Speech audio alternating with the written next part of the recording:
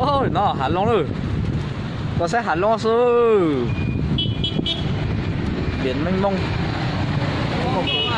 Hả? Sao tao mắng chứ? Có cửa để sáng tao sẽ biển Hạ Long để tôi. Nhớ xong rồi cháu không dư.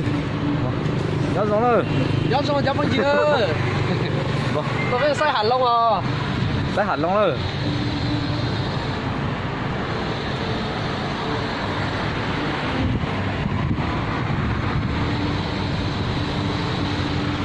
Có cửa.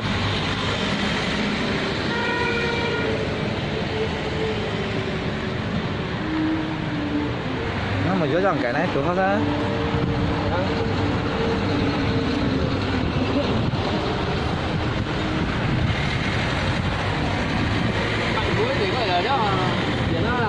Đó, thì ta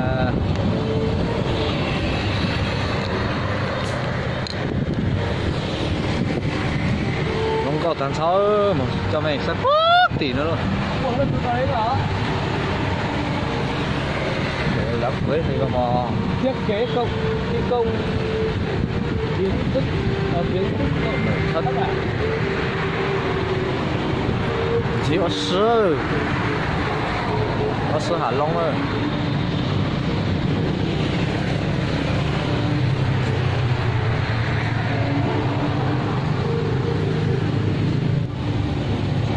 Có sư nó cười.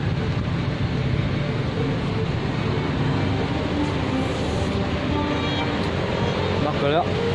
À bây giờ sư Hạ Long rồi. Đây.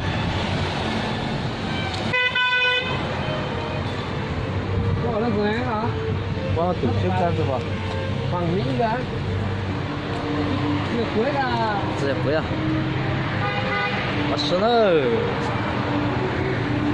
Bảo tang chưa? bảo tang táo à? Nó tao bảo tang hả? Bảo tang đấy vé để 30.000 số à? 30 làm 30 là tao muốn chỉ. Sắp từ ngày mới đó. Đó, nó giống có cửa. Tao mày sát biển rồi.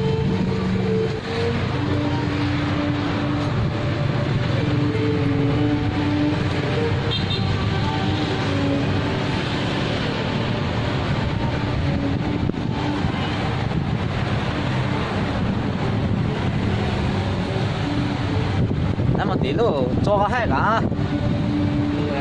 cái hai bữa chơi mông hỏng mà Không à? ít mông à Đó thắp có chơi mông thì mông ra. đó là chơi tàu mông tất cả Cái tàu tất cả thắp không rồi đúng rồi. đó sát hại kỹ nhặt thiếu